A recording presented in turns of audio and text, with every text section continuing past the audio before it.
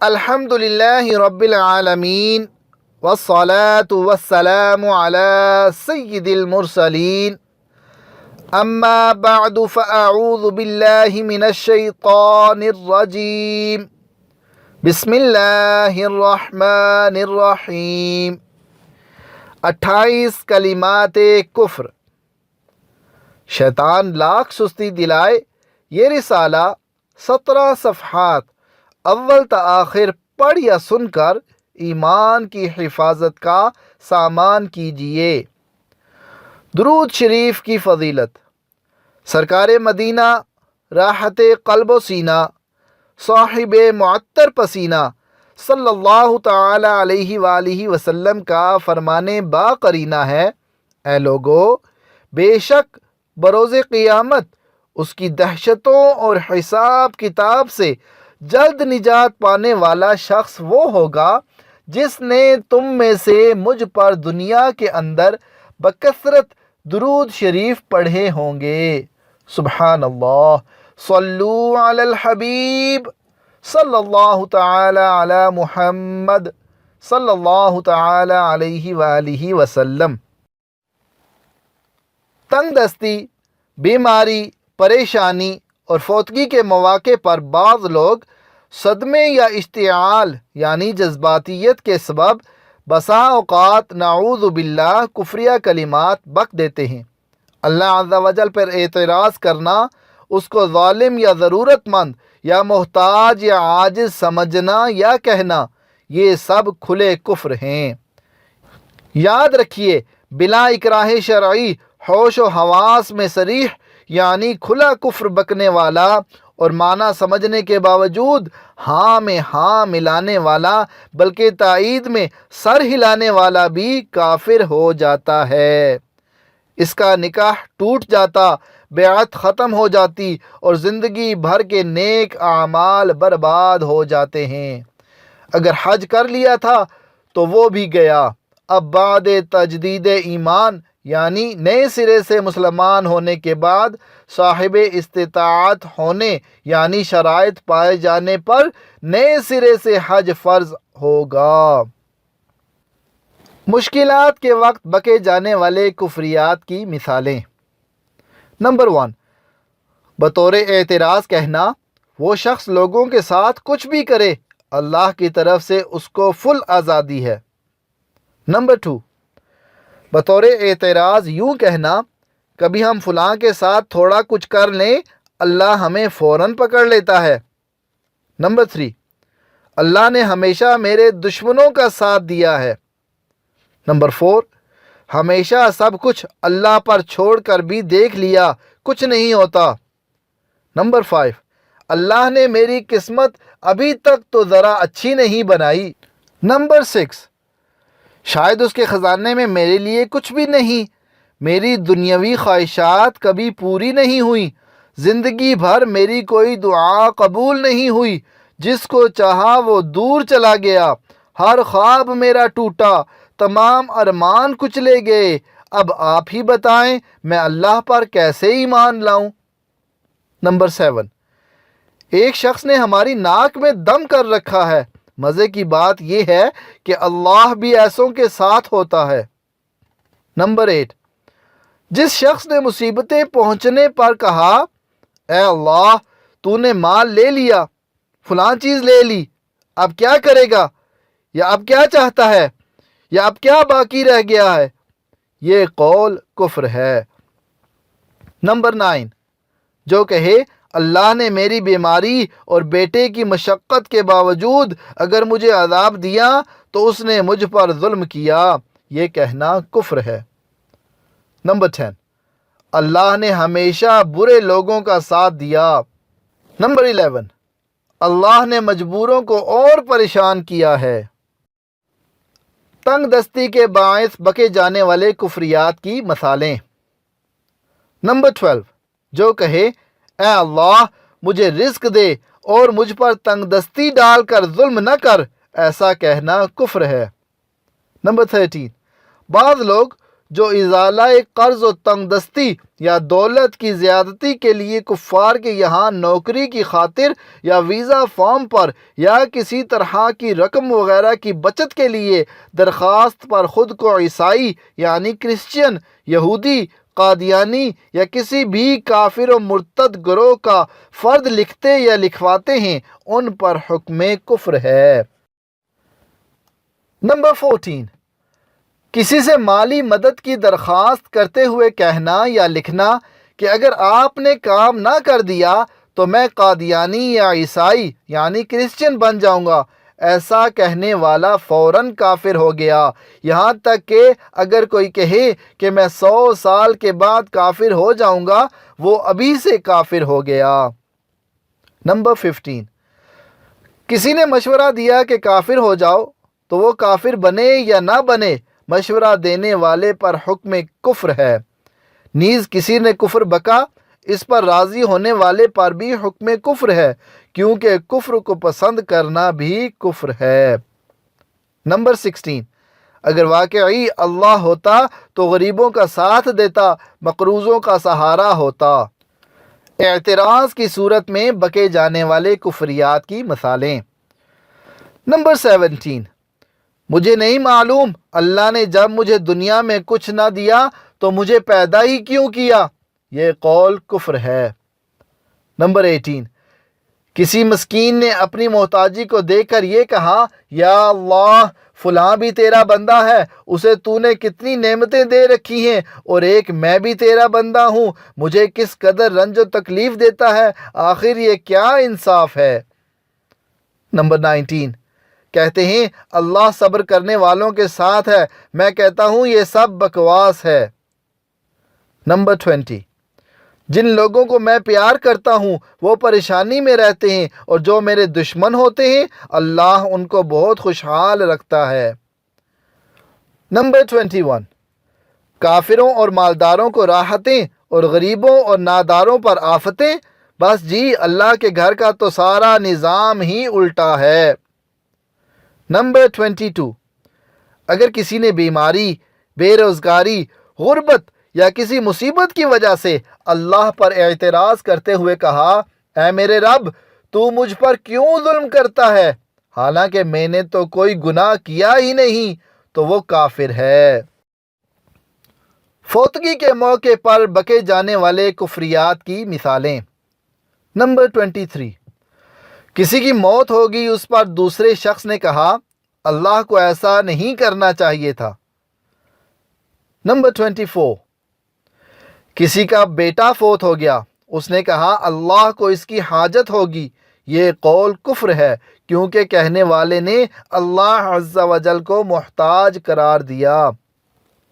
Number 25، کسی کی موت پر عام طور پر بک دیتے ہیں، اللہ کو نہ جانے اس کی کیا ضرورت پڑ گئی جو جلدی بلا لیا، یا کہتے ہیں اللہ کو بھی نیک لوگوں کی ضرورت پڑتی ہے اس لیے جلد اٹھا لیتا ہے۔ یہ سن کر معنی سمجھنے کے باوجود عموماً لوگ ہاں میں ہاں ملاتے یا تائید میں سر ہلاتے ہیں، ان سب پر بھی حکم کفر ہے۔ نمبر 26، کسی کی موت پر کہا یا اللہ اس کے چھوٹے چھوٹے بچوں پر بھی تجھے ترس نہ آیا۔ نمبر 27، جوان موت پر کہا یا اللہ اس کی بھری جوانی پر ہی رحم کیا ہوتا، اگر لینا ہی تھا تو فلاں بڈھے یا بڑھیا کو لے لیتا۔ نمبر 28، یا اللہ آخر اس کی ایسی کیا ضرورت پڑ گئی کہ ابھی سے واپس بلا لیا۔ تجدید ایمان یعنی نئے سرے سے مسلمان ہونے کا طریقہ۔ کفر سے توبہ اسی وقت مقبول ہوگی جب کہ وہ اس کفر کو کفر تسلیم کرتا ہو اور دل میں اس کفر سے نفرت و بیزاری بھی ہو۔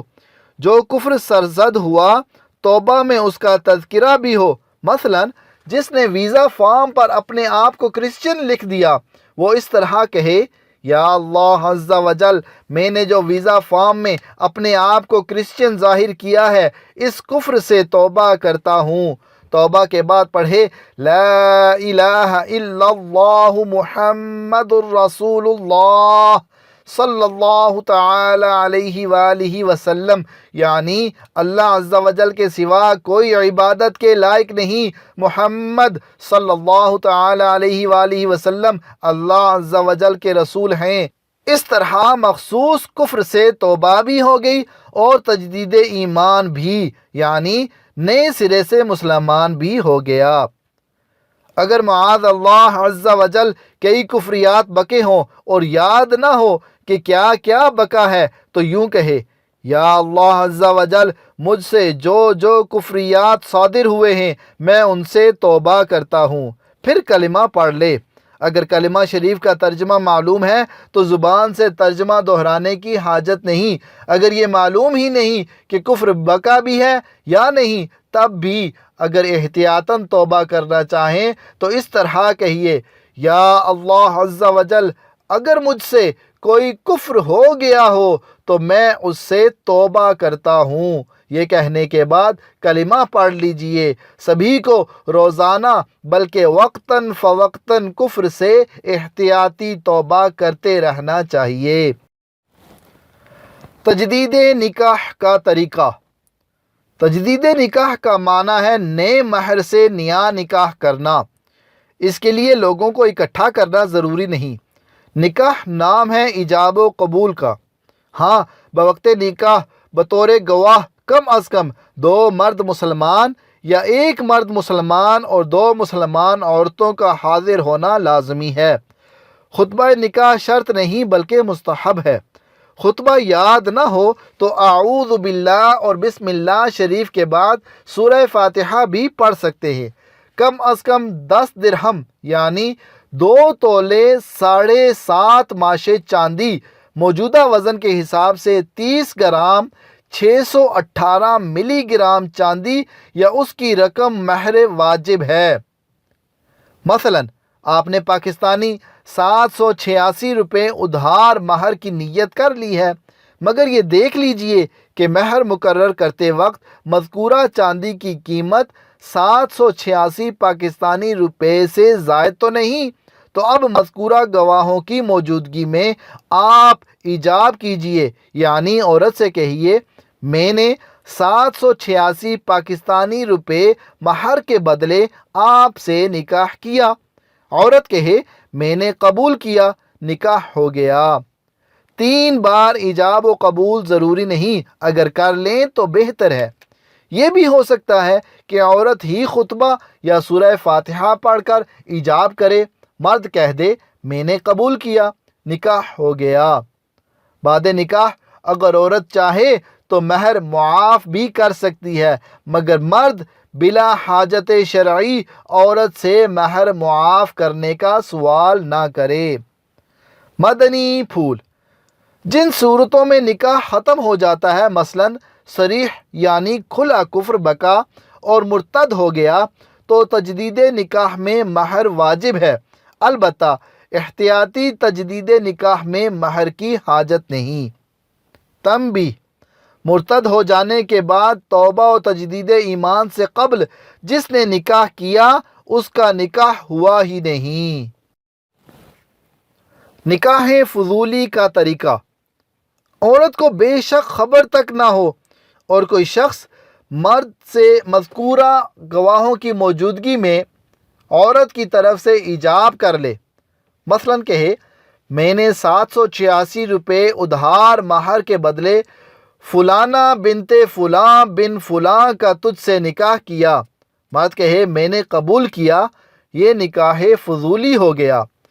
پھر عورت کو اطلاع کی گئی یا دولہا نے خود بتایا اور اس نے قبول کر لیا تو نکاح ہو گیا، مرد بھی ایجاب کر سکتا ہے۔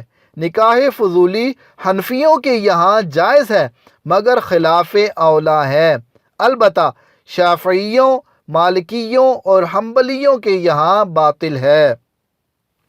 عذاب جہنم کی جھلکیاں۔ جس سے معاذ اللہ عز و جل کفر صادر ہو گیا، اسے چاہیے کہ دلائل میں الجھنے کے بجائے فوراً توبہ کرے۔ معاذ اللہ، جس کا خاتمہ کفر پر ہوگا وہ ہمیشہ ہمیشہ کے لیے جہنم میں رہے گا۔ چاہے دنیا میں بظاہر وہ نیک نمازی اور تہجد گزار اور پرہیزگار ہی کیوں نہ رہا ہو، خدا کی قسم جہنم کا عذاب کوئی بھی برداشت نہیں کر سکتا۔ کفر کی موت مرنے والوں کو لوہے کے ایسے بھاری گرزوں یعنی ہتھوڑوں سے فرشتے ماریں گے کہ اگر کوئی گرز یعنی ہتھوڑا زمین پر رکھ دیا جائے تو تمام جن و انس یعنی جنات و انسان جمع ہو کر بھی اس کو اٹھا نہیں سکتے۔ بختی اونٹ یعنی ایک قسم کے اونٹ جو سب اونٹوں سے بڑے ہوتے ہیں کی گردن برابر بچھو، اور اللہ عز و جل جانے کس قدر بڑے بڑے سانپ کہ اگر ایک مرتبہ کاٹ لیں تو اس کی سوزش، درد، بے چینی 40 برس تک رہے۔ سر پر گرم پانی بہایا جائے گا، جہنمیوں کے بدن سے جو پیپ بہے گی وہ پلائی جائے گی۔ خاردار یعنی کانٹے دار تھوہر کھانے کو دیا جائے گا، وہ ایسا ہوگا کہ اگر اس کا ایک قطرہ دنیا میں آ جائے تو اس کی سوزش یعنی جلن و بدبو تمام اہل دنیا کی معیشت یعنی زندگانی برباد کر دے، اور وہ گلے میں جا کر پھندا ڈالے گا۔ اس کو اتارنے کے لیے پانی مانگیں گے تو ان کو تیل کی تلچھٹ کی طرح سخت کھولتا پانی دیا جائے گا کہ منہ کے قریب آتے ہی منہ کی ساری کھال گل کر اس میں گر پڑے گی، اور پیٹ میں جاتے ہی آنتوں کو ٹکڑے ٹکڑے کر دے گا اور وہ شوربے کی طرح بہہ کر قدموں کی طرف نکلیں گی۔ ایمان کی حفاظت کا ورد: بسم اللہ علی دینی، بسم اللہ علی نفسی وولدی واہلی ومالی۔ صبح و شام 3 بار پڑھنے سے دین و ایمان، جان، مال، بچے سب محفوظ رہیں۔ آدھی رات ڈھلے سے سورج کی پہلی کرن چمکنے تک صبح، اور ابتدائے وقت ظہر تا غروب آفتاب شام کہلاتی ہے۔